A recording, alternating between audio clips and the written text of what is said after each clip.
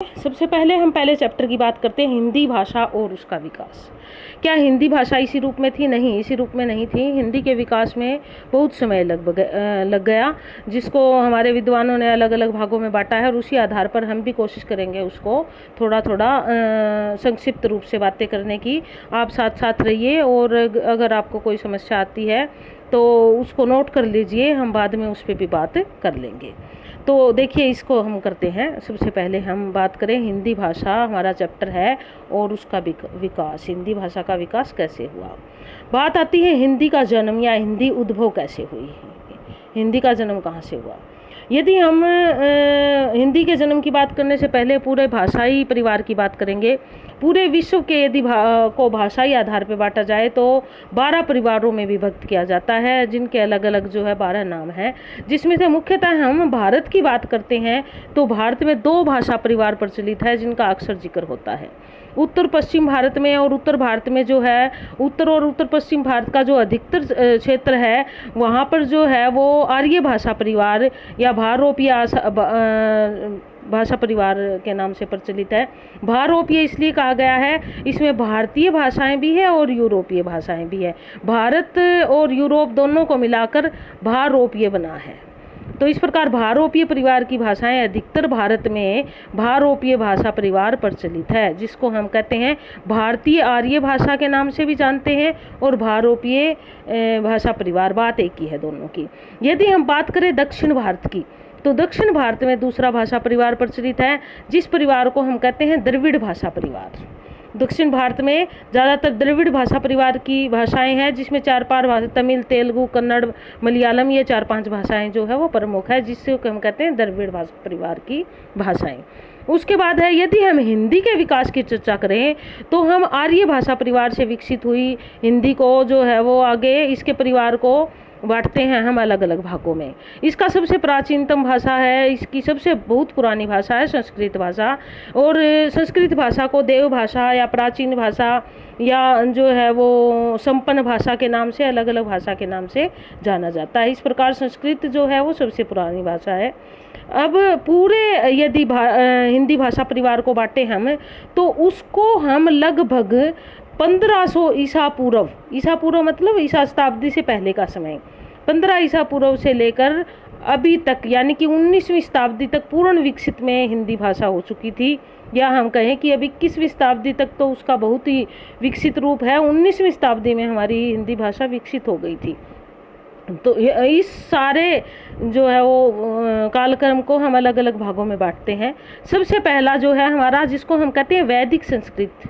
वैदिक संस्कृत से अभिप्राय होता है वेदों की संस्कृत, यानी कि जो जिस संस्कृत का प्रयोग वेदों में किया गया था उसको हम वैदिक संस्कृत कहते हैं। यह संस्कृत जो है वो थोड़ी मुश्किल थी और इसमें 4 वेदों की रचना हुई थी, जिसका हम विस्तार पूर्वक आगे वर्णन करेंगे। इसका समय जो था वो हमारा 1500 ईसा पूर्व से लेकर 1000 ईसा पूर्व तक रखा गया, यानी कि लगभग 500 वर्ष जो है वो इसी संस्कृत के रहे, जब वेदों की संस्कृत थी। यानी कि बहुत लंबे लंबे श्लोक थे, लोगों को बोलने में भी बहुत पढ़े लिखे लोग या आसानी से बोल पाते थे, उनको आम लोगों से परे थी ये भाषा, इसलिए इसको कहा गया वैदिक संस्कृत। उसके बाद हमारी दूसरी आई लौकिक संस्कृत। लौकिक जैसे कि लोगों की, यानी कि लोक प्रचलित, उसको हम कहते हैं लौकिक संस्कृत। अब लौकिक संस्कृत में क्या थे, श्लोकों का आकार थोड़ा छोटा हो गया था और पढ़ने में भी आसान थी, उसको हमने लौकिक संस्कृत का नाम दिया।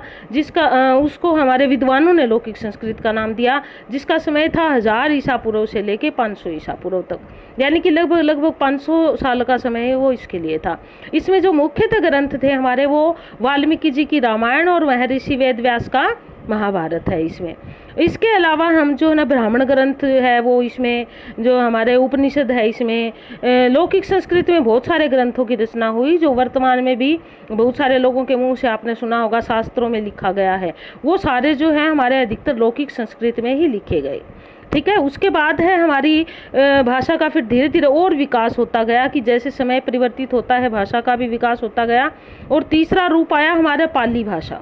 पाली भाषा क्या थी तो संस्कृत का ही एक रूप, लेकिन वो थोड़ा आसान हो गई थी। उसका समय हमने दिया 500 ईसा पूर्व से 1 ईस्वी तक। ईसा पूर्व मतलब ईसवीं शताब्दी शुरू होने से पहले का समय। तो लगभग 500 साल का समय इसको दिया गया है हमारे विद्वानों ने। पाली भाषा, इसमें संस्कृत थी, लेकिन संस्कृत के साथ साथ तत्सम शब्दों के साथ साथ तद्भव शब्द भी थे, यानी कि थोड़े लोक प्रचलित जो लोग बोल रहे थे उन शब्दों का भी समावेश था। आप यूँ कह सकते हो कि आदि संस्कृत थी, आदि लोगों के शब्दों का प्रयोग किया गया इसमें, इसका भी आगे हम वर्णन करेंगे। उसके बाद हमारी चौथी भाषा आई प्राकृत भाषा। इसका जो समय था हमारा 1 ईस्वी से 500 ईस्वी तक का समय था, जो इसके लगभग 500 साल इसको भी दिए गए हमारे विद्वानों ने। और फिर अगला रूप आया हमारा अपभ्रंश का। अपभ्रंश भाषा जो थी वो उसका समय हमारा रहा 500 ईस्वी से लेकर 1000 ईस्वी तक, यानी कि इस समय हिंदी जो है अपने विकसित रूप के लिए अपने पैर पसार रही थी और हिंदी का विकास होने के दिशा में अपभ्रंश जो था वो नींव का पत्थर बनने वाली थी भाषा। लेकिन उस समय के लोग इस भाषा को पसंद नहीं करते थे और इस भाषा को अलग अलग नाम दिए गए, वो हम आगे पढ़ेंगे। और फिर अपभ्रंश का सुधरा हुआ रूप जो बोलचाल की हिंदी बनी, उसी हिंदी को हमने कहा खड़ी बोली, जिसमें साहित्यिक शब्दों का प्रयोग था, जिसमें हिंदी थी, आम बोलचाल के शब्दों का प्रयोग था, सारा मिला जुला समावेश था, उसको हमने नाम दिया हिंदी भाषा। और उसका समय जो था वो 1000 ईस्वी से लेकर आज तक का जो समय है वो हम खड़ी बोली, अधिकतर जो रचनाएं लिखी गई या लोगों की जो बोलचाल की भाषा थी उसको हमने खड़ी बोली का रूप दिया। तो इस प्रकार हमारी हिंदी भाषा ने वैदिक संस्कृत से लेकर खड़ी बोली तक 6 सोपान जो है वो चढ़ी, और इस प्रकार हिंदी का विकसित रूप जो है वो लगभग वैसे तो विकसित रूप की बात करें हम 13वीं-14वीं शताब्दी में हमें देखने को मिला। हिंदी भाषा की पहली जो रचनाएं मानी गई है वो मानी गई है अमीर खुसरो की पहेलियाँ और मुकरियाँ। लेकिन इसके अलावा भी हमारे अलग अलग विद्वानों ने हिंदी भाषा का शुरुआत में कैसे प्रयोग किया गद्य साहित्य में, उसकी हम आगे विस्तार पूर्वक चर्चा करेंगे। और इस प्रकार जो है फिर हम चलिए अब थोड़ा मोटा बात कर लेते हैं वैदिक संस्कृत क्या थी। वैदिक संस्कृत में जो है, जैसे कि हमने पहले थोड़ा सा जिक्र किया था, वैदिक संस्कृत में चारों वेदों की रचना हुई थी। और चारों वेदों की हम बात करें तो सबसे इससे संबंधित एक आधा प्रश्न आ जाता है, इसलिए हम थोड़ा इसका कर लेंगे डिटेल। सबसे पहला था हमारा ऋग्वेद, जो सबसे बड़ा और सबसे प्राचीनतम ग्रंथ है, और इसमें जो है इसके श्लोक बहुत ही बड़े बड़े श्लोक हैं, और कुछ एक श्लोक इसके काफ़ी प्रचलित है। जैसे कि आप देखते होंगे कौन से प्रचलित है, जैसे महामृत्युंजय मंत्र अक्सर बोलते हैं, ओम त्र्यंबकम यजामहे सुगंधिम पुष्टिवर्धनम उर्वारुकमिव बंधनात् मृत्युर्मुक्षीमामृतात्। ये है मामृतात्, यह मंत्र जो है वो हमारा ऋग्वेद से लिया गया है। इसी प्रकार यदि हम गायत्री मंत्र की बात करें, जो अक्सर लोग बोलते सुनते हो आप, शायद हर भारतीय को ही गायत्री मंत्र याद होगा, ओम भूर्भुवः स्वः तत्सवितुर्वरेण्यं भर्गो देवस्य धीमहि धियो यो न प्रचोदयात्। आप अक्सर देखते होंगे लाइन में कहीं भी टूटी हुई नहीं है, श्लोक पूरा बहुत बड़ा है। जब इसको आप पढ़ना चाहते हो तो आपको बहुत अच्छे से ध्यान से पढ़ना पड़ता है, तभी आप इसको पढ़ पाते हो। तो वेदों की संस्कृत इस प्रकार की संस्कृत थी। उसके बाद क्या था, जो वेद के जो मंत्र थे, किसी भी वेद की बात करें, जो श्लोक थे जिनको मंत्र कहते हैं, उनको वेदों में ऋचाओं के नाम से जाना गया। उनको ऋचाएं कहते थे, वेदों के श्लोकों को ऋचाएं कहते थे। अब ऋग्वेद के अनुसार जो है उसमें जो प्रचलित मोटी सी बातें हम करें, क्या था उसमें हवन का, ऋग्वेद में जो था वो हवन और पूजा पाठ का वर्णन है। इसके अलावा जो है मुख्य देवताओं का महत्व दर्शाया गया है। इंद्र, शिव उपासना, अग्नि उपासना जो है, पूजा और हवन वगैरह, इनका जिक्र ऋग्वेद में किया गया है। ठीक है, उसके बाद फिर है हमारा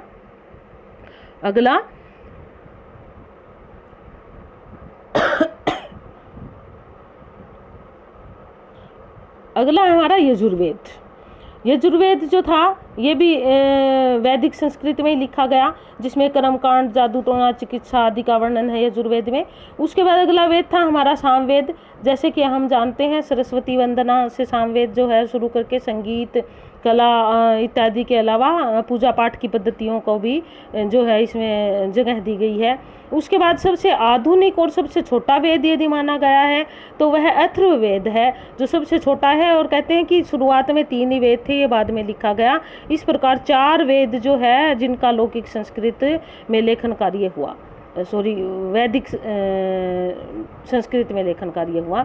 उसके बाद अगला है हमारा, हम अगले की बात करते हैं लौकिक संस्कृत। हिंदी का विकास जो धीरे धीरे हुआ, जैसे कि आपको पता है हिंदी की जननी जो है वो संस्कृत है। तो हम बात करें संस्कृत की तो फिर आई हमारी लौकिक संस्कृत। अब आपने पीछे पढ़ा था लौकिक संस्कृत का जो काल निर्धारण था वो क्या था, 500 ईसा पूर्व से लेकर फिर बारी आई लौकिक संस्कृत की। अब लौकिक संस्कृत में जो है क्या था, यह संस्कृत थोड़ी सी पहले से सरल थी, श्लोकों को थोड़ा सा छोटे छोटे जो अनुचरणों में बांटा गया, जिसे पढ़ना व लिखना आसान था, जिसको थोड़े पढ़े लिखे लोग भी आराम से पढ़ सकते थे, बहुत बड़े ना होकर थोड़े से लोगों के पढ़ने लायक थे। लौकिक जैसे कि लोगों के समझ आने वाली बात थी।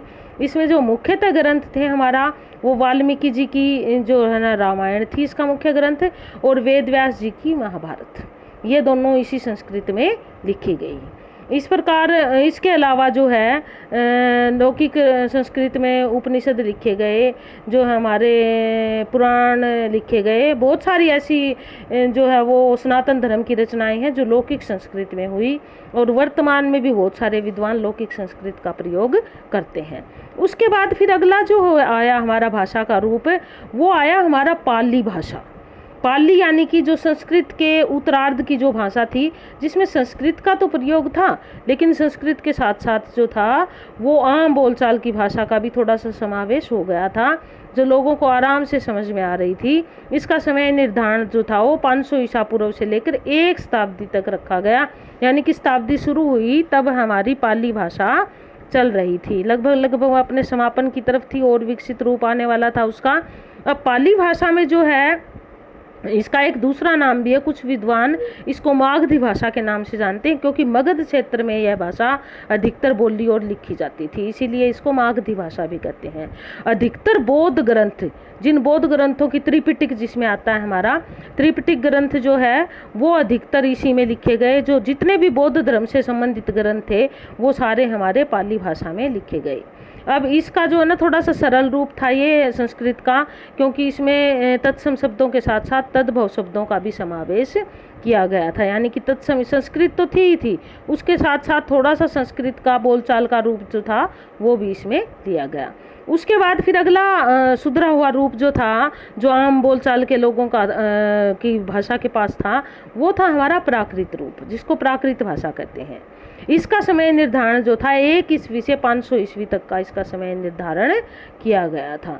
तो इस समय जो क्या था, संस्कृत धीरे धीरे कम होती जा रही थी, बोलचाल के शब्दों का ज़्यादा प्रयोग होता जा रहा था। प्राकृति यानी कि प्रकृति से संबंधित, प्राकृत का अगर एक रूप ले तो प्रकृति मतलब आम बोलचाल की। अब यहाँ संस्कृत शब्द नहीं थे, ये तो नहीं कहेंगे हम, थे, लेकिन आसान संस्कृत थी और बोलचाल के शब्दों का अधिक प्रयोग हो रहा था इस भाषा में, जिसको आम लोग भी, जो अनपढ़ लोग थे, वो भी अधिक आसानी से समझ ले रहे थे। लेकिन जो हमारे भारतीय विद्वान जो थे वो इस भाषा को पसंद नहीं करते थे, वो इस भाषा के प्रयोग से बचते थे। वो कहते थे कि ये जो भाषा है हमारी प्राकृत जो भाषा है वो विद्वानों की भाषा नहीं है, ये तो मूर्खों की भाषा है, ऐसा उनका मानना था। जो निम्न श्रेणी के पात्र होते थे नाटकों में, सबसे पहले उनके लिए प्राकृत भाषा का प्रयोग किया जाता था, यानी कि नाटकों में इस भाषा का प्रयोग किया। जो अक्सर नाटक लोगों को खेल कर दिखाए जाते थे ताकि लोगों को समझ आ जाए ये भाषा। अब क्या हुआ कि इस भाषा का सबसे अधिक प्रयोग जो है वो किसने किया, इस भाषा का सबसे अधिक प्रयोग किया हमारे सिद्धों ने। जैन साहित्य अधिकतर इसी भाषा में लिखा गया। अब जो सिद्ध जो थे हमारे, वो थे 84, और वो अधिकतर जो थे वो अनपढ़ थे, ज़्यादा पढ़े लिखे नहीं थे, इसलिए उनको ज़्यादा अच्छी संस्कृत नहीं आती थी और उन्होंने आम बोलचाल के शब्दों का प्रयोग किया। और जो उनका लेखन कार्य या जो भजन कीर्तन वो करते रहते थे वो इसी भाषा में करते थे। बाद में जो उनके शिष्यों ने उनको संग्रहित किया, तो इस प्रकार जो जैन साहित्य जो है बहुत बड़ा है, जैन साहित्य हमारा, वो ज़्यादातर हमारा प्राकृत भाषा में लिखा गया। उसके बाद हम बात करते हैं फिर आगे हमारी जो है वो इसका और ज़्यादा विकसित रूप था, और या यूँ कहिए कि हिंदी की नींव था, वो था हमारा अपभ्रंश भाषा। अपभ्रंश जो थी वो उसमें संस्कृत बहुत कम थी और आम बोलचाल के शब्दों का अधिकतर प्रयोग था। जो संस्कृत थी वो भी बहुत ही आसान थी, जो आम लोगों को बड़ी आसानी से जिनके अर्थ समझ आते थे। इसका जो समय निर्धारण था 500 ईस्वी से लेकर 1000 ईस्वी तक था, या यूँ कहिए कि हिंदी के पहले का रूप है ये। हमारे कुछ विद्वान तो अपभ्रंश की रचनाएं हिंदी के अंतर्गत ही मानते हैं। हम हिंदी साहित्य में जब वीर साहित्य की बात करते हैं तो वो सारा हमारा अपभ्रंश भाषा में लिखा गया उसी समय उसी काल का है। उसके बाद हम बात करते हैं अपभ्रंश भाषा जो था, इस भाषा को अलग अलग नामों से जाना गया। इसको अवहट्ठ कहते थे, इसको अवहथ्य कहते थे, इसको देश भाषा का नाम भी देते थे, इसको देसी भाषा भी कहते थे। और जो विद्वान लोग थे वो इसको पसंद नहीं करते थे, वो इसको मूर्खों या डंगरों की भाषा के नाम से जानते थे। इस प्रकार अपभ्रंश जो था वो बहुत ही विवादित रूप रहा और इसको अलग अलग विद्वानों ने, अलग अलग लोगों ने अपनी जो ना अलग अलग नाम इसको प्रदान कर दिए। इस प्रकार अपभ्रंश का जो है हमारे हिंदी साहित्य में विशेष महत्व है। और सबसे पहले अपभ्रंश शब्द के प्रयोग की यदि हम बात करें, सर्वप्रथम अपभ्रंश शब्द का प्रयोग कहाँ हुआ था, तो सबसे पहले यह है कालिदास जो तो हमारे संस्कृत के विद्वान थे, उनके जो नाटक होते थे कालिदास के, उन के नाटकों में से एक नाटक था उनका विक्रमोर्वशीय। विक्रमोर्वशीय जो नाटक था उनका वो काफ़ी प्रमुख नाटक था, जिसमें जो निम्न श्रेणी के पात्र थे, निम्न श्रेणी के मतलब जो दबे कुचले पात्रों को दिखाया जाता था, उन पात्रों के लिए अपभ्रंश भाषा का सबसे पहले प्रयोग किया गया था, यानी कि आम बोलचाल की भाषा। इसका जो समय माना जाता है वो 6वीं शताब्दी माना जाता है, जिस समय अलग जो है ये हमारा विक्रमोर्वशीय नाटक लिखा गया था, वो 6वीं शताब्दी का समय था। इसके अलावा जो हमारे काव्य शास्त्र के विद्वान हैं, अलंकारवादी विद्वान है आचार्य भामह है, जिसका हम बाद में आगे जिक्र करेंगे, इन्होंने भी अपभ्रंश शब्द का प्रयोग किया और इसे भी संस्कृत का तथा प्राकृत की भांति काव्य भाषा माना गया है। यानी कि भामह ने कहा है कि अपभ्रंश सिर्फ डंगरों और मूर्खों की भाषा नहीं है, यह भी एक काव्य भाषा है। तो उन्होंने भी इस भाषा का प्रयोग किया है अपने काव्य में, अपने अलंकारों का जहाँ जिक्र किया वहाँ उन्होंने अपभ्रंश शब्द का भी जिक्र किया है। अब बात करते हैं हम आधुनिक आर्य भाषाओं का विकास कैसे हुआ, यानी कि हिंदी कैसे बनी हमारी। यदि हम हिंदी की बात करें, आधुनिक आर्य भाषाओं का विकास या यूँ कहिए भारोपीय भाषा परिवार का विकास कैसे हुआ, हिंदी का विकास कैसे हुआ, इस सब को जानने के लिए हमें अपभ्रंश को टटोलना पड़ेगा, अपभ्रंश के बारे में हमें जानना पड़ेगा। अब देखिए, आधुनिक आर्य भाषाओं में अपभ्रंश से विकसित हुई सारी भाषाएं, हिंदी भी उसी से विकसित हुई। और जो है अपभ्रंश को आगे हमने अलग अलग भागों में बांटा है, जिसके लगभग 7 भाग मुख्य है जिसका हम जिक्र करते हैं। अब अपभ्रंश हमारी मुख्य है और जिसके 7 भाग जो है वो कैसे है वो देखिए हम। जिसका पहला भाग है हमारा शौर सैनी, जिसका जिक्र अक्सर हम करते हैं शौर सैनी का, क्योंकि हमारी हिंदी जो है वो शौर सैनी से ही निकली है। दूसरा जो है वो है पैशाची अपभ्रंश, तीसरा जो है वो ब्राचड़ अपभ्रंश है, चौथा खस अपभ्रंश है और 5वां महाराष्ट्रीय अपभ्रंश है, छठा जो है वो हमारा अर्धमागधी अपभ्रंश है और 7वां हमारा मागधी अपभ्रंश। इस प्रकार अपभ्रंश भाषा को हमने आगे 7 भागों में विभक्त कर दिया। अब हम हिंदी की बात करेंगे तो इसका अर्थ ये नहीं है कि हम बाकी 6 को छोड़ देंगे, सिर्फ शौर सैनी की बात करेंगे, नहीं, हम शौर सैनी के साथ साथ सभी की बात करेंगे, क्योंकि थोड़ा थोड़ा हिंदी का समावेश हमें सभी जगह मिलता है। तो इस प्रकार अपभ्रंश को मुख्यतः 7 भागों में विकसित किया और उनके बोली क्षेत्र अलग अलग करके 12 भागों में बट गए, जिसका विवरण इस प्रकार है। यानी कि उन 12 भागों को हमने इस प्रकार बांट दिया। सबसे पहले बात कर लेते हैं हम शौर सैनी को किस किस रूप में बांटा हमने। अब शौर सैनी जो थी हमारी वो 3 भागों में बटी। पश्चिमी हिंदी यानी कि पश्चिम भारत में बोली जाने वाली हिंदी, राजस्थानी हिंदी। अब राजस्थानी को पश्चिमी से अलग कर दिया है, ध्यान देना आप। गुजराती भी वैसे तो पश्चिम में आता है, लेकिन गुजराती को भी अलग रूप दिया गया है। तो 3 भागों में ये बांट दी गई है। उसके बाद हमने दूसरी बात की पैशाची अपभ्रंश। पैशाची अपभ्रंश में कौन सी बातें आती है? पिशाचों की भाषा, ऐसे कहते थे पैशाची को, लेकिन पिशाचों की नहीं है ये भाषा जो है वो आम बोलचाल की भाषा थी। इसका लेखन तरीका थोड़ा सा अलग था, इसलिए हमारे विद्वानों ने इसको इस प्रकार का रूप दे दिया, जिसमें थी हमारी पंजाबी और लहंदा, जिसकी जो है वो हमारी लिपि जो थी वो गुरुमुखी थी, उसका लिखने का तरीका थोड़ा अलग था। उसके बाद हमारी तीसरी आई ब्राचड़ अपभ्रंश, जिसमें सिंधी भाषा थी जो हिंदी का ही एक रूप है। उसके बाद आई है हमारी अगली जो है वो खस अपभ्रंश, जो पहाड़ी क्षेत्र की बोलियां थी या भाषा थी वो सारी जो है वो खस अपभ्रंश के अंतर्गत आई। उसके बाद फिर हमारी अगली आई, इसके बाद हमारी 5वीं आई महाराष्ट्रीय अपभ्रंश। महाराष्ट्रीय अपभ्रंश मतलब जो हमारे भारत के पश्चिम और नीचे की दक्षिण की तरफ गए वहाँ पे, जिसमें मराठी जिसकी मुख्यतः भाषा है। और उसके बाद फिर आई हमारी अगली अर्धमागधी। अर्धमागधी मतलब पूर्ण रूप से मगध क्षेत्र की नहीं थे, उसके जो पूर्वी भाग थे, यानी कि पूर्वोत्तर में, ये कट गया भाई यहाँ पे थोड़ा, यानी कि पूर्वोत्तर क्षेत्र में जो भाग थे वो सारे उसके पूर्वी हिंदी जिसको कहते हैं, पूर्वी हिंदी, पूर्व में बोले जाने वाली हिंदी इसके अंतर्गत आई। ठीक है, उसके बाद फिर हम बात करें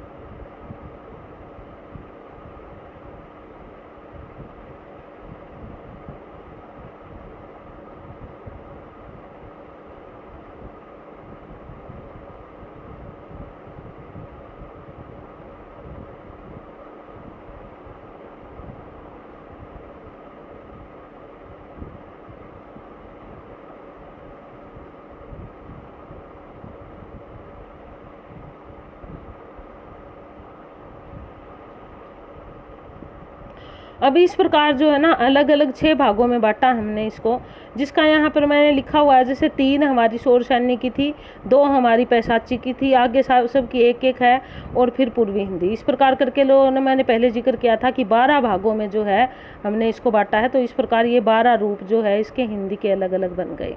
आगे फिर इनका विस्तार पूर्वक जो पूर्ण रूप से हिंदी क्षेत्र है उनको फिर अलग अलग बांटेंगे हम। इसमें से जो हिंदी क्षेत्र था उसे हम मुख्यतः बोलियों के आधार पर 5 भागों में बांटते हैं, जिसका वर्णन हम आगे करेंगे, जिससे संबंधित एक आध प्रश्न हमारा अवश्य आता है। और इसका वर्णन जो है वो कुछ इस प्रकार है। देखिए, इसमें हमारा अगर ज़्यादा इसको विस्तार पूर्वक वर्णन करेंगे तो इनके जो बोली क्षेत्र हैं उनका जिक्र भी अक्सर हम करते हैं कि कौन कौन से क्षेत्र में बोली जाती है। सबसे पहला आता है हमारा पश्चिमी हिंदी, जो भारत के पश्चिमी भागों में बोली जाती है। अब पश्चिमी हिंदी के अंतर्गत कौन कौन सी बोलियां आती है? सबसे पहले तो सबसे बड़ा क्षेत्र है हमारा खड़ी बोली का।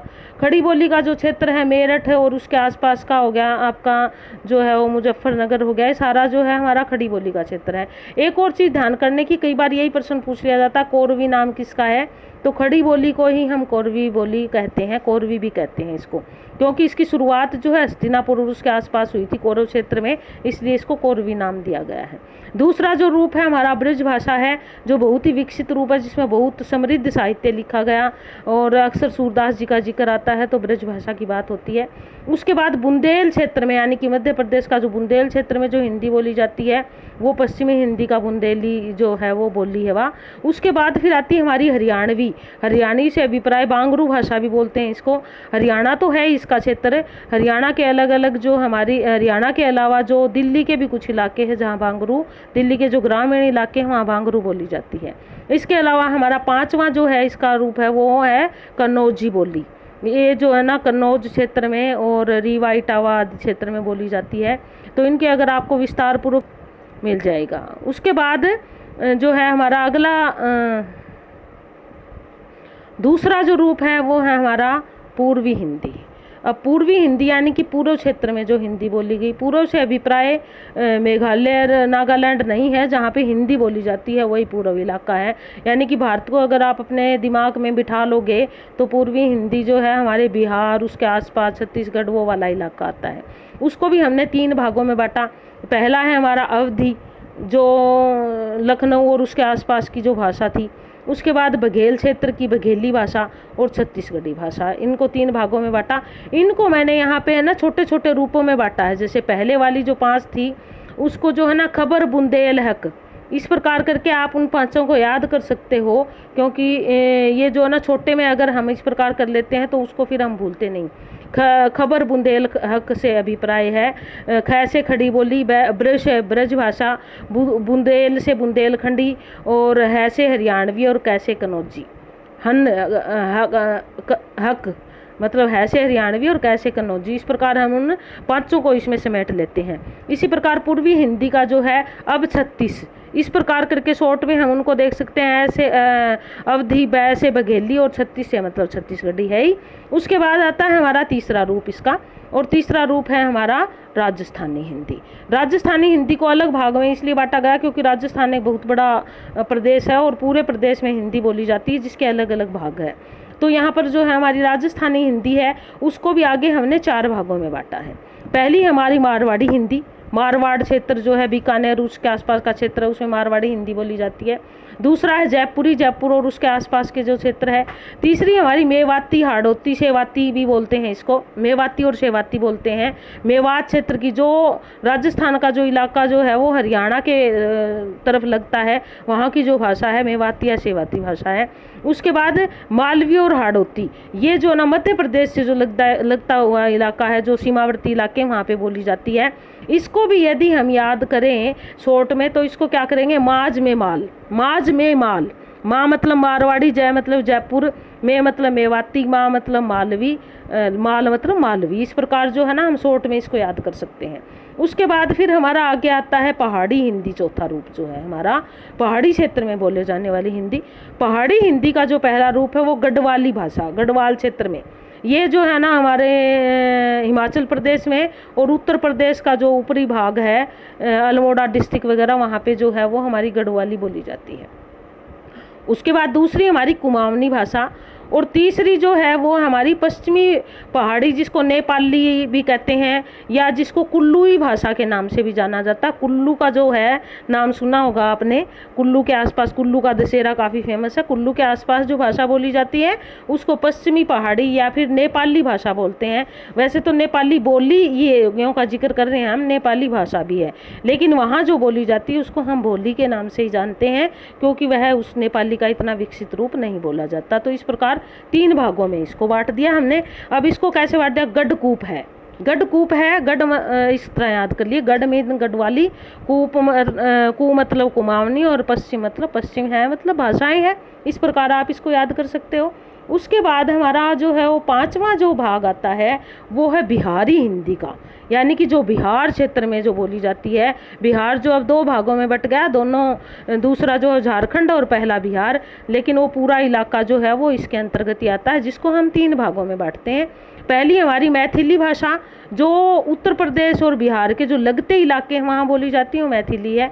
फिर मगही, यानी कि जो मगध क्षेत्र में बोली जाती है, जो बिल्कुल प्रॉपर बिहार का इलाका आता है, ऊपर जो पश्चिम बंगाल और जो है वो ऊपर वाले इलाकों से लगता है। और उसके बाद भोजपुरी, ये जो मध्य बिहार में बोली जाती है, भोजपुरी भाषा। इस प्रकार जो है ना 3 भागों में इसको बांटा है हमने। इस प्रकार संपूर्ण हिंदी परिवार को यदि हमने बांट दिया तो वो 18 बोलियों में विभक्त हो गया है, जिससे संबंधित एक आधा प्रश्न आपके पेपर में अवश्य आता है। इसका थोड़ा सा विस्तार पूर्वक वर्णन करिए, इसको पढ़िए, और याद करने की चीज़ें हैं ये, रट्टे नहीं लगा सकते हम इनको। आप इनको समझ के और याद करने की कोशिश करिए और एक दूसरे से जोड़ने की कोशिश करिए।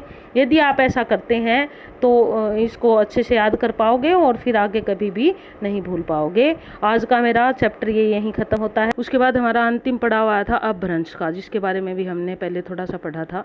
अपभ्रंश का भाग थोड़ा सा बड़ा है, क्योंकि इसमें से कई बार प्रश्न आ जाते हैं, और इसका हमारे हिंदी जो वर्तमान हिंदी है उसके विकास में इसका महत्वपूर्ण योगदान भी है।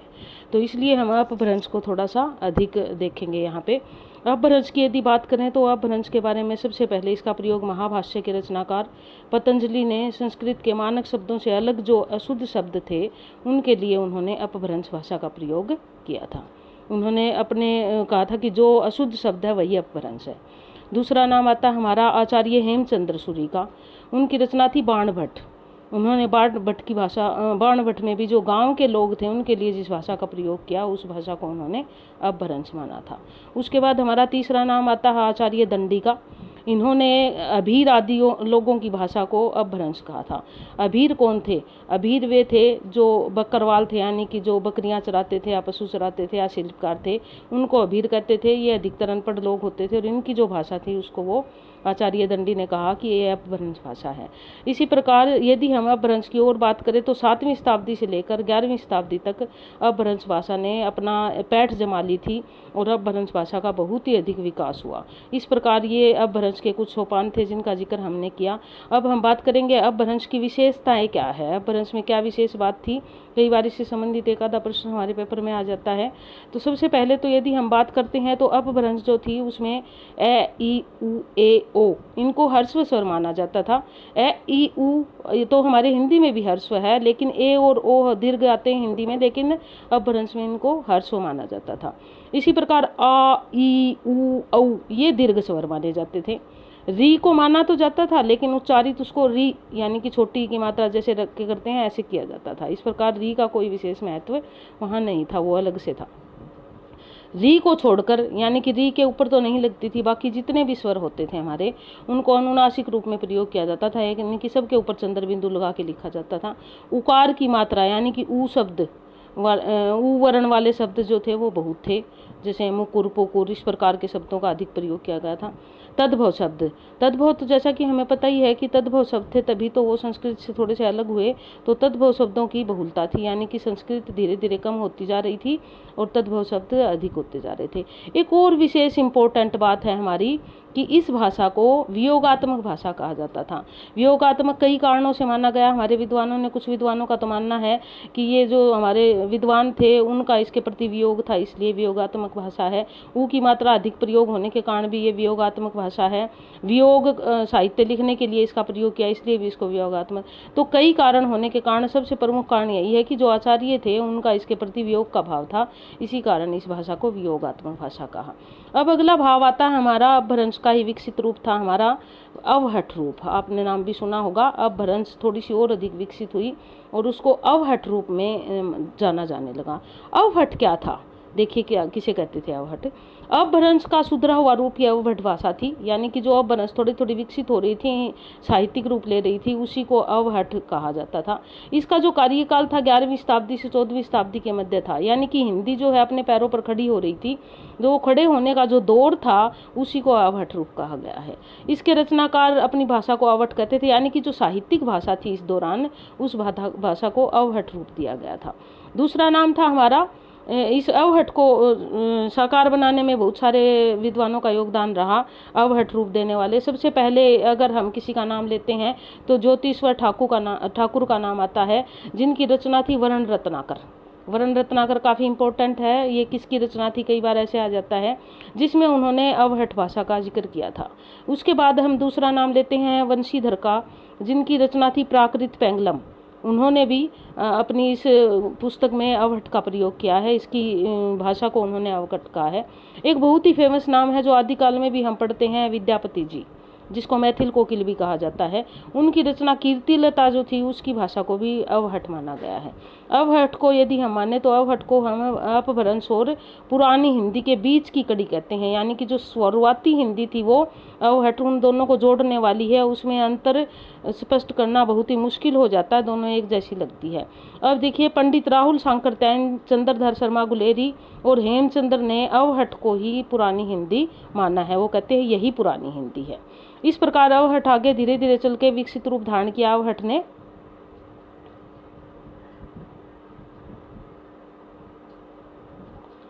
आगे चलकर विकसित रूप धारण किया। अवहट का विकसित रूप जो था वो ही क्या बना, हिंदी बना, उसी को हमने हिंदी कहा है।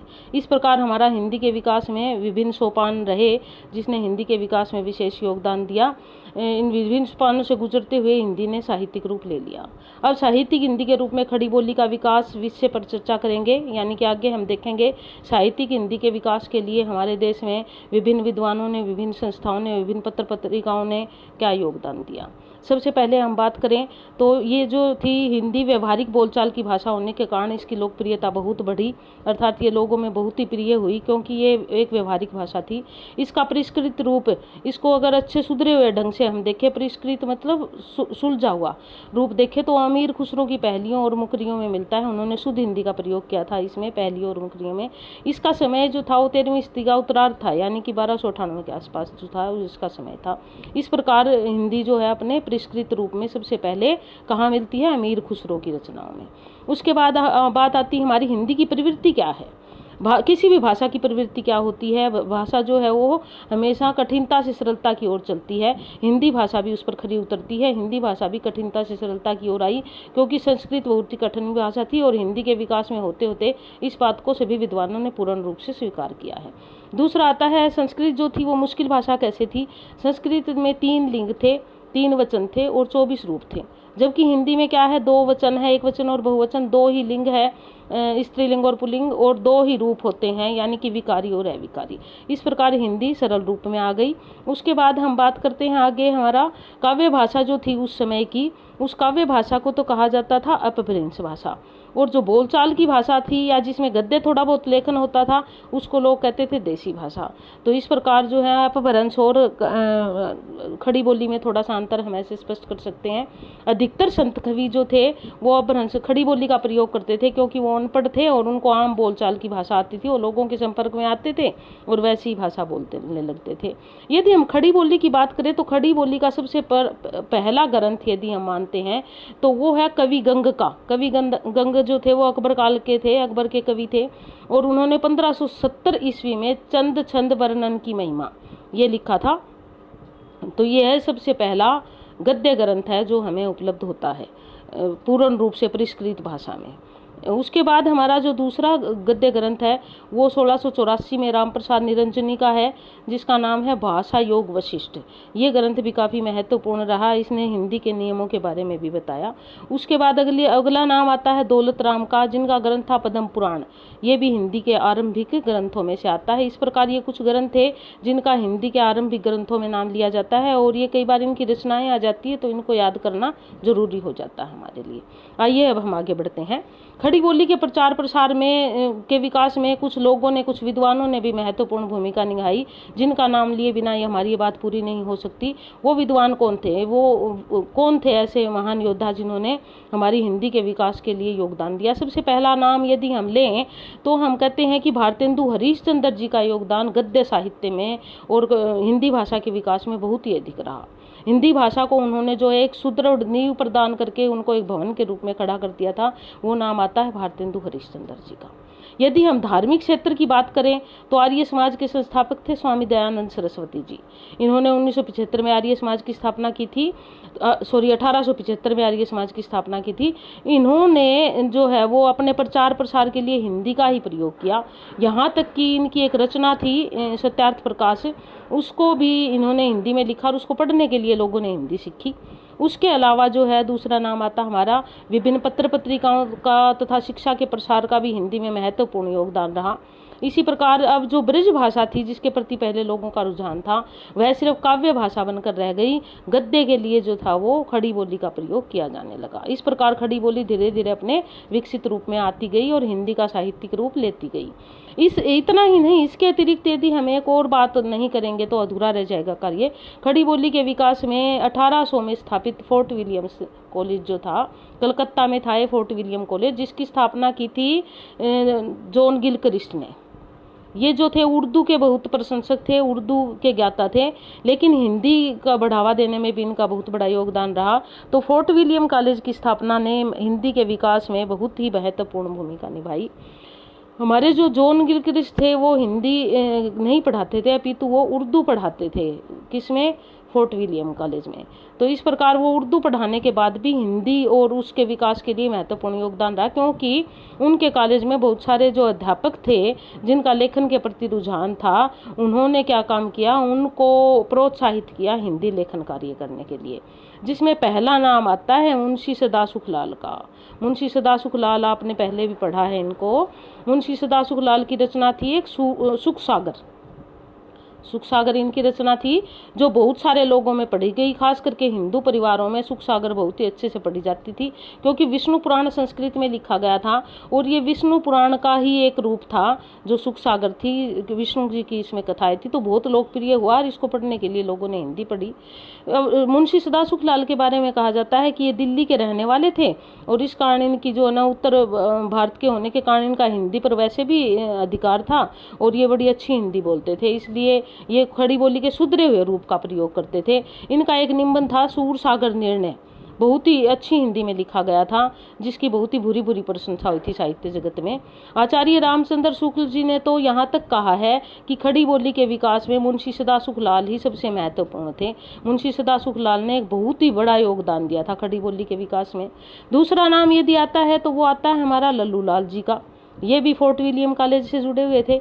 अब इन्होंने यहाँ अध्यापन का कार्य करते थे अभी वहाँ पे। इनकी रचना थी प्रेम सागर, जो खड़ी बोली में लिखी गई थी। अब ये जो हमारे लल्लू लाल जी थे, ये अरबी और फारसी यानी कि उर्दू भाषा और उससे संबंधित जो है ना लिपि को बिल्कुल पसंद नहीं करते थे, लेकिन इनकी भाषा में पंडिताऊपन क्या होता है कि अपने स्वयं की ऐसे ऐसे शब्दों का प्रयोग करे जो बहुत मुश्किल हो, सारगर्भी, तो ऐसे ऐसे शब्दों का प्रयोग करते थे, पांडित्य प्रदर्शन करते थे अपने लेखन में, क्योंकि इनका संस्कृत पर बहुत अच्छा अधिकार था। संस्कृत शब्दों की बहुलता रहती थी इनके लेखन में, और इनकी रचना लाल चंद्रिका जो है उसमें इसको देखा जा सकता है, काफ़ी संस्कृत शब्दों का प्रयोग किया है उन्होंने। ये जो थे हमारे लल्लू लाल जी, ये संस्कृत प्रेमी होने थे, इसी कारण इन्होंने कलकत्ता में एक प्रेस भी खोला था जिसका नाम था संस्कृत प्रेस। इस प्रकार संस्कृत के प्रति इनका बहुत ही रुझान था। अब एक और नाम आता है हमारा तीसरा नाम, इसी कॉलेज में जो है हमारे कार्यरत थे इंशाअल्लाह खां। इंशाअल्लाह खां जो थे वो गद्य लेखन में उन्होंने भी महत्वपूर्ण योगदान दिया, या यूं कहे कि कहानी की आरंभिक रचनाओं में इंशाअल्लाह खां का नाम अक्सर लिया जाता है। हम बात करते हैं रानी केतकी की कहानी। उन्होंने रानी केतकी की कहानी लिखी थी। इस कहानी का दूसरा नाम है उद्यभान चरित्र। ये उद्यभान का चरित्र था इसमें और रानी केतकी का वर्णन है इसमें। तो ये एक बहुत ही अच्छी कहानी थी, क्योंकि इनकी जो भाषा थी वो चुस्त और मुहावरेदार थी, और चुस्त और मुहावरेदार भाषा होने के कारण लोग इसको बहुत अधिक पसंद करते थे। उसके बाद अगला नाम आता हमारा सदल मिश्र का। इनका संबंध भी फोर्ट विलियम कॉलेज से था, ये भी वहाँ अध्यापन का कार्य करते थे। इनकी जो रचना थी नासिक के तोपाख्यान, ये भी एक बहुत ही नींव का पत्थर साबित हुई हिंदी विकास में। इन्होंने ये भी गद्य में लिखी और लोगों ने इसको काफ़ी पसंद किया। और ये जो थे इनकी भाषा में थोड़ा पूर्व क्षेत्र का जो है ये पुट आता था, पूर्वीपन था इनकी भाषा में। जॉन गिलक्राइस्ट ने इनको लिखने के लिए प्रेरित किया था। शुरू में इनको बड़ा संकोच था लिखने के लिए, लेकिन हिंदी के विकास में इन्होंने भी महत्वपूर्ण भूमिका निभाई। इसके अतिरिक्त यदि हम और बात करें तो अनेक आंदोलन थे, पत्र पत्रिकाएं थी जिनने हिंदी को समृद्ध रूप दिया और हिंदी के विकास में अपना योगदान दिया, जिसमें एक नाम आता है राजा शिव प्रसाद सितारे हिंद का, और जिसमें हम नाम लेते हैं राजा शिव प्रसाद सितारे हिंद व राजा लक्ष्मण सिंह का। इन्होंने भी हिंदी के विकास में बहुत योगदान दिया। यह वह समय था जब अंग्रेजों का भारत पर राज था और अंग्रेज अपनी ही संस्कृति और अपनी भाषा का प्रचार प्रसार में लगे हुए थे, लेकिन राजा शिव प्रसाद सितारे हिंद ने राजा भोज का सौंपना लिखा और उन्होंने जो लोगों के बीच उनका ये रचना बहुत ही प्रचलित हुई। और दूसरी थी आलसियों का कीड़ा। वो लोगों को प्रेरित करते थे देश की आज़ादी के लिए, इसके लिए उन्होंने आलसियों का कीड़ा भी उनकी काफ़ी चर्चित रही रचना। उनकी भाषा में थोड़ा थोड़ा उर्दू का पुट था, यानी कि उर्दूपन था उनकी भाषा में। उसके बाद हमारा इन्हीं के साथ दूसरा नाम था राजा लक्ष्मण सिंह। इन्होंने 1861 में एक पत्र निकाला था जिसका नाम था प्रजा हितैषी। काफ़ी इंपॉर्टेंट है ये, कई बार आ जाता प्रजा हितैषी कब निकला था, किसने निकाला था, इसलिए इसको थोड़ा ध्यान रखने की आवश्यकता है। जिसमें इन्होंने खड़ी बोली के लेख छापे थे। वैसे तो ये संस्कृत को भी पसंद करते थे, लेकिन ये खड़ी बोली के पक्षधर थे, इसलिए इन्होंने खड़ी बोली के लेख उसमें छापे। एक इनका और महत्वपूर्ण योगदान था हिंदी के विकास में, जो कालिदास का जी का नाटक था शाकुंतलम, जो संस्कृत में लिखा था अभिज्ञान शाकुंतलम। अभिज्ञान शाकुंतलम का इन्होंने सरल हिंदी अनुवाद किया और उस अनुवाद होने के कारण ये आम लोगों तक पहुंचा और बहुत ही लोकप्रिय हुआ। और इसकी लोकप्रियता के कारण हिंदी को बहुत अधिक बढ़ावा मिला और इसी के कारण इन्होंने बहुत वाहवाही लूटी थी। इनकी चारों ओर बुरी बुरी प्रशंसा हुई थी। इतना ही नहीं, इनकी प्रशंसा में जो लंदन के प्रोफेसर फेडरिक पिनकोट थे, इन्होंने भी इनकी बुरी बुरी प्रशंसा की थी और प्रशस्ति पत्र भेजा था इनको। तो इस प्रकार इनका नाम भी हिंदी विकास में विशेष है। एक और हम हमारे जो ना उर्दू लेखक थे सर सैयद अहमद अहमद खां जो थे तो उर्दू के पक्षधर उर्दू में ही लिखते थे, लेकिन हिंदी के प्रचार प्रसार में ये भी इनकी भी भागीदारी को नकारा नहीं जा सकता। ये भी हिंदी का समय समय पर अपने मित्रों के साथ प्रचार प्रसार करते थे। इसी प्रकार यदि हम और अगला नाम ले तो हिंदी के विकास में ये तो थे अनौपचारिक, यानी कि कोई सरकार की तरफ से या कोई विशेष एक उसके अधिवेशन के तहत या नहीं, ये तो अपने स्तर पर इन लोगों ने हिंदी के विकास के लिए कार्य किया। अब हम बात करते हैं औपचारिकता की। यदि हम औपचारिक रूप से बात करें तो सबसे पहले 1925 में जो है कानपुर में कांग्रेस अधिवेशन हुआ था। वह उसकी अध्यक्षता की थी गांधी जी ने उस अधिवेशन में एक प्रस्ताव पारित किया था कि कांग्रेस के सभी कार्य हिंदी भाषा में होंगे, यानी कि हम हिंदी का प्रयोग करेंगे और राष्ट्रीय स्तर पर हिंदी को पहचान दिलाई जाएगी। ये एक बहुत बड़ा प्रयास था गांधी जी द्वारा हिंदी को सुदृढ़ बनाने के लिए। इसके अतिरिक्त एक हमारे पंजाबी के लेखक थे, वैसे तो मूल रूप से पंजाब के थे ये, श्रद्धा राम फुलेरी। ये यहाँ थोड़ी सी लिखने में गलती हुई है, आप इसको ठीक पढ़ लोगे। श्रद्धा राम फुलेरी जो पंजाब के थे, इनकी रचना थी भाग्यवती, जिसको कुछ लोग प्रथम उपन्यास भी मानते हैं, लंबी कहानी है भाग्यवती। और दूसरी थी सत्यामृत प्रवाह है। ये दोनों ही रचनाएं लोक भाषा में यानी कि खड़ी बोली में लिखी गई थी और हिंदी का रूप था ये। तो इस कारण ये भी लोगों में बहुत प्रचलित हुई और लोगों ने इनको बड़े चाव से पढ़ा और हिंदी के विकास में इनका भी योगदान नकारा नहीं जा सकता। ये तो थे कुछ महान व्यक्तियों के योगदान। इसके अलावा अब हम आगे पढ़ेंगे विभिन्न आंदोलन। हिंदी के विकास में आंदोलनों की क्या भूमिका रही। सबसे पहले यहाँ पर आपको थोड़े से आंदोलन याद भी करने पड़ेंगे, कई बार उनकी सन आ जाती है और उनके संस्थापक आ जाते हैं। ज़्यादा डिटेल में हम नहीं करेंगे, ये मोटा मोटी बात करेंगे हम। पहला था ब्रह्म समाज, जिसकी स्थापना राजा राम मोहन राय ने 1828 में की थी। यह एक समाज सुधारक जो है वो संस्था थी, जिसका सारा प्रचार प्रसार आम लोगों में हिंदी में होता था, क्योंकि आम लोगों को संबोधित करते थे हिंदी का ही प्रयोग करते थे। दूसरा जो आता है प्रार्थना समाज, इसकी स्थापना 1867 में महादेव गोविंद रानाडे ने की थी। ये इस वजह से तो इसमें 3 मेंबर थे, लेकिन प्रमुख नाम जो है महादेव गोविंद रानाडे का आता है। इसके कार्य भी सभी हिंदी में होते थे और इसकी प्रार्थनाएं जो बड़ी बड़ी जो गीत भजन होते थे वो सारे हिंदी में गाए जाते थे। इसके बाद अगला नाम आता है आर्य समाज का। पहले भी हमने थोड़ा जिक्र किया था आर्य समाज का। आर्य समाज की स्थापना की थी स्वामी दयानंद सरस्वती ने, जिनका नाम था मूलचंद और बाद में स्वामी दयानंद सरस्वती पड़ा। 1875 में मुंबई में इसकी स्थापना हुई थी। अब इनकी स्वामी दयानंद जी की एक रचना थी सत्यार्थ प्रकाश। वैसे तो इन्होंने 24-25 रचनाएं की, सारी हिंदी में थी इनकी, लेकिन सत्यार्थ प्रकाश का जो लेखन कार्य था वो बहुत ही गूढ़ था और लोगों ने उसको पढ़ने के लिए हिंदी सीखी और इसने हिंदी के विकास में बहुत ही योगदान दिया। इसके अलावा ये समाज सुधार के काम करते थे, प्रचार प्रसार करते थे, उसके लिए वो स्थानीय भाषा का प्रयोग करते थे और अच्छी हिंदी थी इनकी और हिंदी के विकास में इन्होंने बहुत योगदान दिया। अगला नाम आता है हमारा रामकृष्ण परमहंस का। रामकृष्ण परमहंस जो थे वो स्वामी विवेकानंद के गुरु थे और उन्होंने अपने गुरु की उसमें रामकृष्ण मिशन की स्थापना की थी 1896 में। इनके प्रवचन थे हिंदू धर्म का, सनातन धर्म का प्रचार विस्तार करना और लोगों को उसके प्रवचनों के माध्यम से लोगों को ज्ञान करवाना। तो इसमें भी वो हिंदी का बहुत अधिक प्रयोग करते थे। यहाँ तक कि स्वामी विवेकानंद तो विदेशों में जाकर भी हिंदी भाषा का प्रयोग करते थे। इसके अतिरिक्त अगर एक और बात करें हम तो ईसाई धर्म प्रचारक थे, उनका भी हिंदी के विकास में बहुत अधिक योगदान दिया, क्योंकि वो अपने धर्म का प्रचार प्रसार करने के लिए पंफलेट यानी कि पर्चे छपवाते थे और वो लोगों में मुफ्त बांटते थे और लोग उसको पढ़ने के लिए हिंदी सीखते थे, क्योंकि वो हिंदी में लिखे हुए होते थे जिससे लोग आसानी से पढ़ सके। इस प्रकार हिंदी के यदि हम विकास की बात करते हैं तो विभिन्न रूप करते हैं हम हिंदी भाषा और इसका विकास भाग 3। जब आम लोगों की भाषा बन गई हिंदी तो उसको विभिन्न संस्थाओं ने और पत्र पत्रिकाओं ने उसको राष्ट्रभाषा बनाने में तथा लोगों को फैलाने में विशेष योगदान दिया। इसी योगदान को हम पढ़ेंगे आगे आने वाले में। सबसे पहले बात करते हैं हम प्रमुख संस्थाओं की। जो प्रमुख संस्थाएं थी जो हिंदी भाषा से जुड़ी हुई थी और जिनका योगदान हिंदी भाषा के लिए अविस्मरणीय है, हम उनकी बात करते हैं। ये प्रमुख संस्थाएं कौन कौन सी है। पहला नाम आता है काशी नागरी प्रचारणी सभा का। इस सभा की स्थापना 10 मार्च 1893 ईस्वी में की गई थी। इसके प्रथम सभापति राधा कृष्ण दास थे और इस संस्था का उद्देश्य अदालतों में हिंदी को विशेष दर्जा दिलवाना था, यानी कि उसको अदालती भाषा बनाना था। ध्यान देना, 2-3 प्रश्न बन जाते हैं इसके। कब स्थापना हुई थी, कहाँ हुई थी, प्रथम संपादक कौन थे और इसका उद्देश्य क्या था। इस प्रकार हम इनको 2-2, 3-3 प्रश्नों में करके एक एक संस्था को याद करेंगे, क्योंकि कई बार संस्थाओं से संबंधित प्रश्न आ जाते हैं। दूसरा जो है हमारा वो हिंदी साहित्य सम्मेलन प्रयाग, बहुत ही इम्पोर्टेंट है, कई बार आता है पेपर में।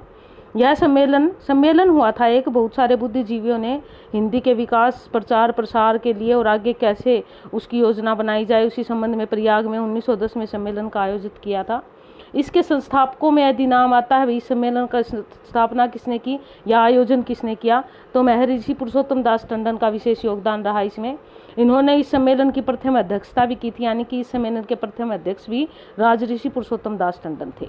इस सम्मेलन के फलस्वरूप, यानी कि ये सम्मेलन होने के बाद यह निश्चित किया गया कि कोई एक संस्था बनाई जाए जो विशेष उद्देश्य को लेकर चले, और इसी के फलस्वरूप प्रयाग साहित्यिक संस्था की स्थापना हुई। यानी कि अगर आपके पास प्रश्न आ जाता है प्रयाग साहित्यिक संस्था की स्थापना कब हुई, तो वो भी 1910 में आएगा। कहाँ हुई? प्रयाग में, यानी कि इलाहाबाद में, यानी कि आज आधुनिक प्रयागराज में। तो इसका मुख्य उद्देश्य था, किसी विशेष उद्देश्य को सामने रखकर इस संस्था की स्थापना की गई थी। इसका मुख्य उद्देश्य था परीक्षाएं आयोजित करवाना, यानी कि अलग अलग तरह की परीक्षाएं आयोजित करवाती थी ये, जिसमें मुख्यतः थी शास्त्री और विशारद की परीक्षा। शुरुआत में 2 करवाती थी, बाद में धीरे धीरे कई परीक्षाओं का आयोजन करवाने लगे ये।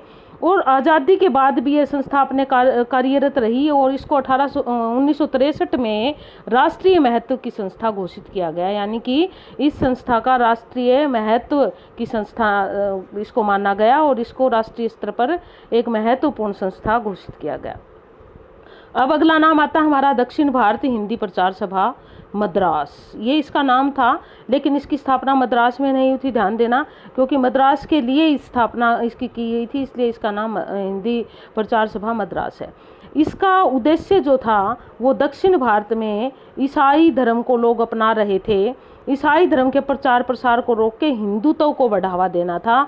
इंदौर में इसकी स्थापना हुई थी 1918 में, ध्यान देना, स्थापना इसकी 1918 में इंदौर में हुई थी। अगला जो नाम आता है हमारा वो आता है राष्ट्रभाषा प्रचार समिति वर्धा में इसकी स्थापना हुई थी, और 1936 में इसकी स्थापना की गई थी, जिसका उद्देश्य एक विशेष उद्देश्य था जो रखा गया था, जो हमारे महापुरुष थे उन्होंने, कि जो लोग दूसरे देशों में जाकर बस गए हैं और भारतीय हैं, उन लोगों के अंदर राष्ट्रीय भावना को जागृत करना, क्योंकि उस समय देश को आज़ाद करवाने के लिए ऐसे लोगों की आवश्यकता बहुत अधिक थी, क्योंकि उनके पास पैसा था। तो उन लोगों का सपोर्ट चाहने के लिए, यानी कि उनका सहयोग चाहने के लिए इस संस्था की स्थापना की गई। इस संस्था के सदस्य विदेशों में जाते और लोगों में राष्ट्रीय भावना जागृत करते, उनको देश की परिस्थितियों के बारे में बताते थे, और विदेशों में जाकर हिंदी प्रचार प्रसार भी करते थे। और इस संस्था ने एक नारा दिया था, एक हृदय भारत जननी, यानी कि भारत जननी के जितने भी बेटे बेटी है उनका हृदय एक ही है, चाहे वो विदेशों में रहे, वो अलग नहीं हो सकते। इस प्रकार करके लोगों के अंदर राष्ट्रीय भावना जागृत करते थे। और इसके संस्थापक जो थे महात्मा गांधी और राजऋषि पुरुषोत्तम दास टंडन थे, उनके ही प्रयासों से इस संस्था की स्थापना हुई थी। अगला जो नाम आता है हमारा वो आता है महाराष्ट्र सभा राष्ट्रभाषा सभा पुणे, यानी कि पूना में इसकी 1945 में स्थापना हुई थी। इसका उद्देश्य था पश्चिम भारत में हिंदी भाषा का प्रचार प्रसार करना, यानी कि पश्चिमी जो लोग थे अपनी स्थानीय भाषा बोलते थे, लेकिन उनको भी हिंदी के महत्व को बताने के लिए इस सभा की स्थापना की गई। उसके बाद अगला जो नाम आता है वो है असम राष्ट्रभाषा प्रचार समिति। अब पूर्व में हिंदी के प्रचार प्रसार के लिए किस संस्था की स्थापना हुई, तो वो हम कहेंगे असम राष्ट्रभाषा प्रचार समिति की 1938 में हुई, क्योंकि पूर्वोत्तर भारत के जो लोग थे वो हिंदी को बिल्कुल नहीं जानते थे, उन लोगों में हिंदी के फैलाव के लिए इस संस्था की स्थापना की गई। उसके बाद अगला जो नाम आता है हमारा वो है हिंदी विद्यापीठ देवधर। काफ़ी महत्वपूर्ण संस्था थी ये भी। इस संस्था 1929 में इसकी स्थापना हुई, और इस संस्था का उद्देश्य था भाषा को साहित्यिक रूप देना, यानी कि व्याकरणिक रूप से परिनिष्ठ और सुदृढ़ भाषा का प्रयोग करें लोग, इस बात पर बल देते थे। व्याकरणिक इकाइयों की स्थापना भी की इन्होंने, इस संस्था ने, तो इस तरह इस संस्था का भी महत्वपूर्ण योगदान रहा। उसके बाद अगला नाम आता हमारा मुंबई हिंदी विद्यापीठ। इसका क्या कार्य था? इसका कार्य भी हिंदी को राष्ट्रभाषा बनाना बनाना था, यानी कि राष्ट्रीय स्तर पर हिंदी को सारे लोगों में ये महत्व की भाषा बनाए और वह राष्ट्रभाषा का रूप धारण कर ले। 1938 में इसकी स्थापना की गई थी। उसके बाद अगला जो हमारा नाम आता है वो आता है राष्ट्रभाषा, यानी कि हिंदी के प्रचार प्रसार में विभिन्न पत्र पत्रिकाओं का योगदान। यदि हम पत्र पत्रिकाओं के योगदान की बात नहीं करेंगे तो हमारी बात अधूरी रह जाएगी, क्योंकि यह बहुत ही इम्पोर्टेंट पार्ट है हमारा।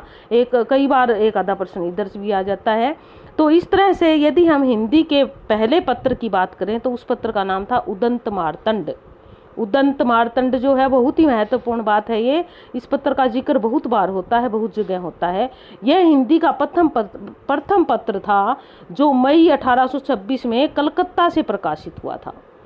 लेकिन किन्हीं कारणों से, यानी कि यह राष्ट्रीय भावना से प्रेरित रचनाएं निकालता था, तो सरकार का दबाव था और भी कई कारण थे। उन कारणों से इसे दिसंबर 1927 में ही 1827 आएगा, ये गलती से 1927 लिखा गया है यहाँ पे, 1827 में इसको बंद करना पड़ा। यह साप्ताहिक पत्र था, यानी कि सप्ताह में एक बार निकलता था यह पत्र। ध्यान देना, इसको आप करेक्ट करोगे 1827। और इसका उद्देश्य जो था वो एक ही था, राष्ट्रभाषा और राष्ट्रीय भावना लोगों में उत्पन्न करना। इसके प्रथम संपादक थे पंडित जुगल किशोर शुक्ल। उन्होंने जो है इसका प्रथम संपादन कार्य किया था। अगला जो नाम आता है हमारा पत्र का ही, वह नाम आता है बंगदूत का। यह भी महत्वपूर्ण पत्र था। यह पत्र 10 मई 1829 को कलकत्ता से ही प्रकाशित हुआ और यह भी सप्ताह में एक बार निकलने वाला पत्र था। इसके प्रथम संपादक थे राजा राम मोहन राय।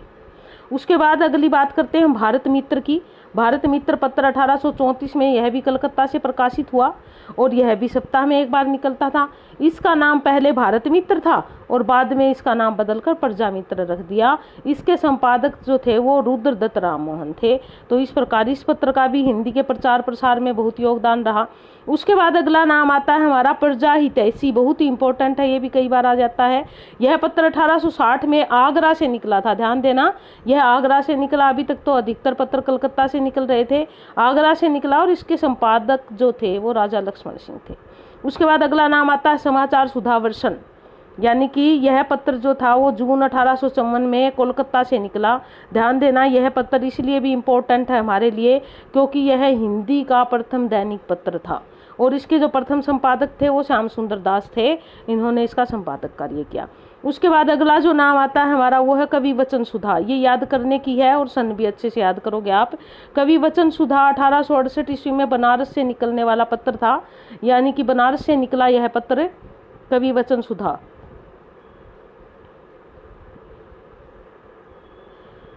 यह एक कवि वचन सुधा 1868 में बनारस से निकलने वाली मासिक पत्रिका थी। बाद में इसे पाक्षिक बनाया गया तथा साप्ताहिक बनाया गया, यानी कि इसकी अधिक मांग थी। उस मांग के कारण इसको पहले महीने में एक बार निकलती थी, फिर 15 दिन में निकलने लगी और उसके बाद सप्ताह में निकलने लगी। काफ़ी चर्चित पत्रिका रही है और इसके जो संपादक थे वो भारतेंदु हरीशचंद्र जी थे। इसमें दूसरा नाम आता है हमारा हरीशचंद्र मैगजीन का। हरीशचंद्र मैगजीन यानी कि मैगजीन जैसे कि आपको नाम से दिख रहा है, यह भी पत्रिका थी। इस पत्रिका का जो है यह पत्रिका हमारी 1873 ईस्वी में काशी से निकली और बाद में यह बनारस से प्रकाशित होने लगी। शुरुआत में कहाँ से निकली? काशी से, और बाद में बनारस से प्रकाशित होने लगी। इसका नाम पहले भारतेंदु के नाम पे हरीशचंद्र मैगजीन था, लेकिन बाद में इसका नाम हरीशचंद्र पत्रिका रख दिया गया। इसमें 2-3 बातें आती। इसकी स्थापना कब हुई थी, इसके संपादक कौन थे, इसका पहले नाम क्या था और बाद में क्या था। और कई बार ये पूछ लिया जाता है हरीशचंद्र मैगजीन और हरीशचंद्र पत्रिका एक ही थी या अलग अलग थी, तो इसलिए इसको थोड़ा सा ध्यान से पढ़ने की आवश्यकता है। उसके बाद फिर हम विभिन्न अखबारों की पत्र पत्रिकाओं की बात करते हैं। तो एक मालवा अखबार था जिसका जिक्र हम यहाँ करेंगे। यह 1849 में इंदौर से प्रकाशित हुआ। यह मालवा अखबार इंदौर से निकला था 1849 ईस्वी में और यह पश्चिम भारत का पहला हिंदी अखबार था। यानी कि जो संस्थाएं तो काफ़ी स्थापित हुई थी, लेकिन हिंदी अखबार जो है ना पश्चिम भारत से निकलने वाला ये पहला था, इसलिए यह इम्पोर्टेंट बन जाता है। दूसरा नाम इसके अगला नाम जो लेते हैं हम वो हिंदी प्रदीप पत्रिका का है। बहुत ही इंपॉर्टेंट है प्रश्न, इसमें भी 2-3 प्रश्न बन जाते हैं, यह ध्यान देने की जरूरत है। हिंदी प्रदीप जो थी इसका प्रकाशन 1877 में प्रयाग यानी कि इलाहाबाद प्रयागराज से हुआ था। यह एक मासिक पत्रिका थी, महीने में एक बार निकलती थी। इसके संपादक जो थे वो बालकृष्ण भट्ट थे। ये जो थे 33 वर्षों तक इन्होंने इसका संपादन कार्य किया, खुद अपने खर्चे पे चलाई। उनके पास धन अभाव था, यानी कि धन नहीं था, फिर भी उन्होंने यह पत्रिका चलाई और इसमें बालकृष्ण भट्ट के लगभग 1000 निबंध इसमें छपे। वो अपने खड़ी बोली में निबंध लिखते थे, इसमें छापते थे और दूसरे लेखकों के निबंध और दूसरी कहानियाँ भी इसमें छपती थी, अधिकतर निबंध छपते थे इसमें। उसके बाद अगला नाम जो आता है हमारा वो है ब्राह्मण पत्रिका। यह मासिक पत्रिका थी 1833 में और कानपुर से प्रकाशित हुई यह भी। इसके जो संपादक थे वह प्रताप नारायण मिश्र थे इसके संपादक। तो इस प्रकार इसका नाम जो है प्रताप नारायण मिश्र ने भी हिंदी में बहुत बड़ा योगदान दिया है।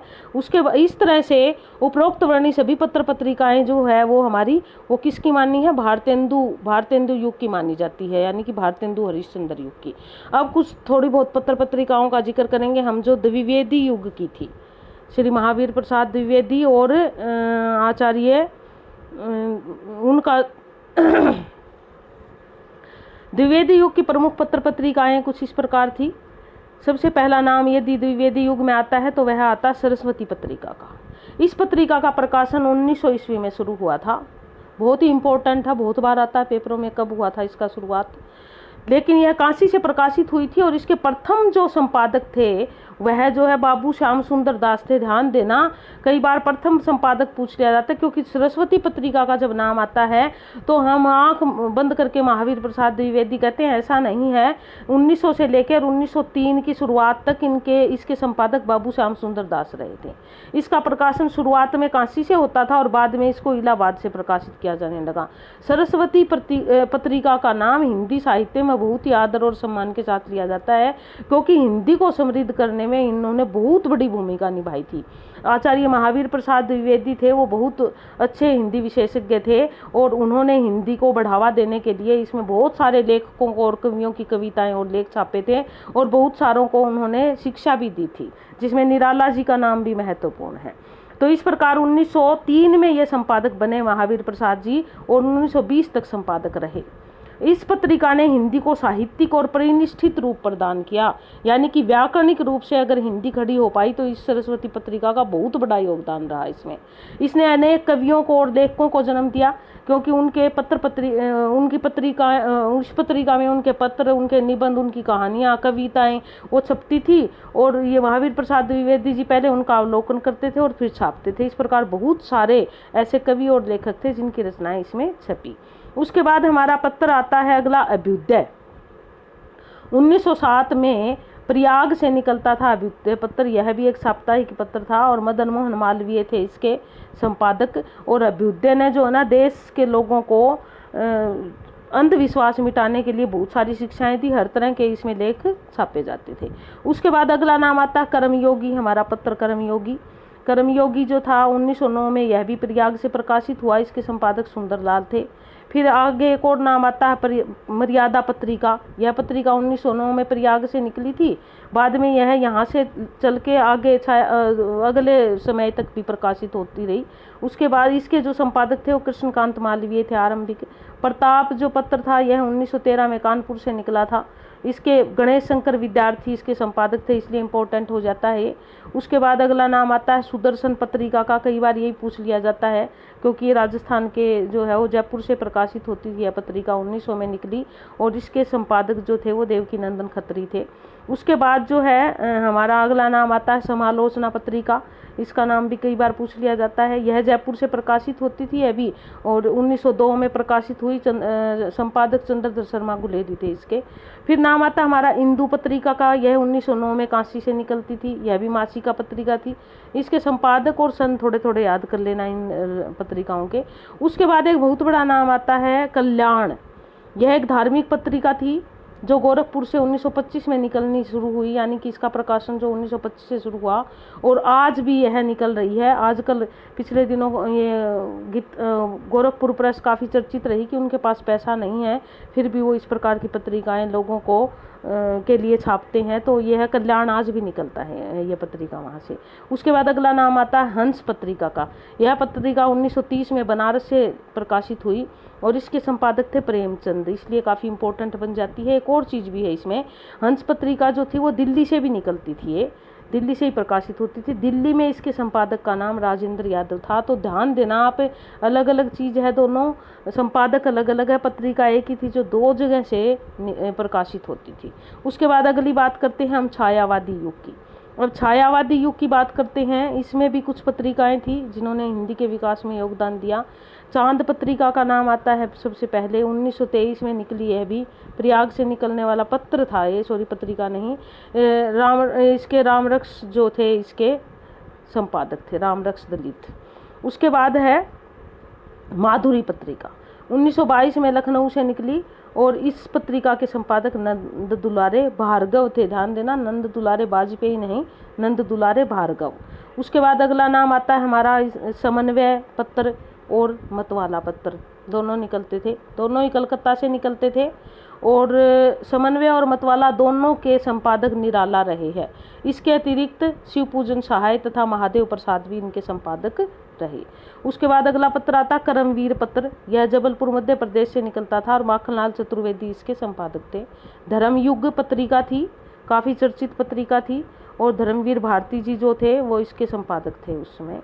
उसके बाद है अगला विभिन्न विश्व हिंदी साहित्य सम्मेलन। देखिए अभी तक हमने पत्र पत्रिकाओं की बात की थी, अब हमारी जो हिंदी भाषा थी उसने राष्ट्रीय भाषा का रूप भी ले लिया, भारत आज़ाद भी हो गया, बहुत सारा जो ना हिंदी के संबंध में हमने पढ़ा। लेकिन क्या हमने आज़ादी के बाद हिंदी के विकास के लिए कुछ नहीं किया? नहीं किया। हमारी जो भारत सरकार है उन्होंने शुरू से क्या किया, विश्व हिंदी सम्मेलन जो ना आयोजन करने का फैसला लिया कि हम विश्व हिंदी सम्मेलन करेंगे और अंतर्राष्ट्रीय स्तर पर हिंदी को पहचान दिलाएंगे। तो भारत सरकार के द्वारा अंतर्राष्ट्रीय स्तर पर हिंदी को प्रचार प्रसार को बढ़ावा देने के लिए हिंदी सम्मेलनों का आयोजन किया जाने लगा। और ये हिंदी सम्मेलन शुरुआत में तो ये बात हुई थी कि हर साल किए जाएंगे, लेकिन ये हर साल नहीं हुए, बीच में कई कई सालों का इनके जो है वो ठहराव आया। और अब तक जो है आरंभ से लेके अब तक, यानी कि यदि हम बात करें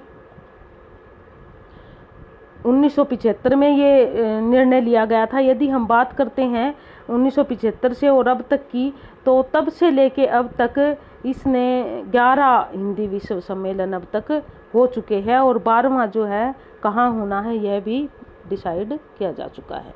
अब देखिए कहाँ कहाँ हुए, थोड़ा मोटा मोटा पढ़ने की ज़रूरत है, इनको ज़्यादा समय लगाने की ज़रूरत नहीं, क्योंकि कई बार सम्मेलन पूछ लिया जाए तो ऐसा होता है, हमें इसकी ज़रूरत पड़ती है।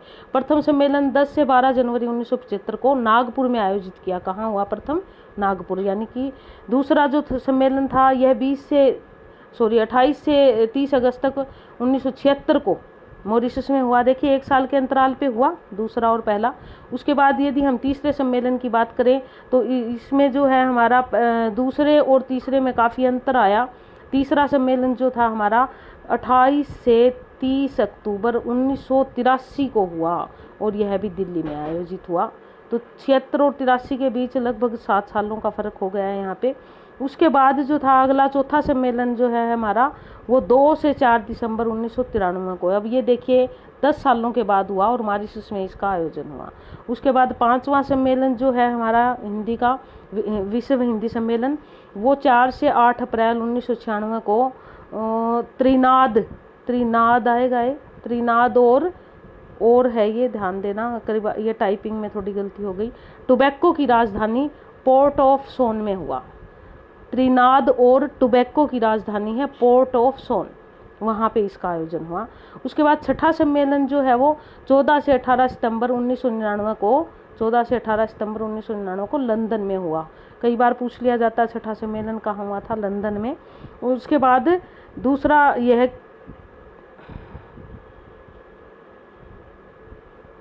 ये थोड़ी सी टाइपिंग में गड़बड़ हो गई, थोड़ा सा, हाँ ये कट कर दिए इतना। उसके बाद हमारा जो 7वां सम्मेलन जो था वो 6 से 9 जून 2030 को सूरीनाम में आयोजित किया गया। कहाँ किया गया? 7वां सम्मेलन 6 से 9 जून 2003 को।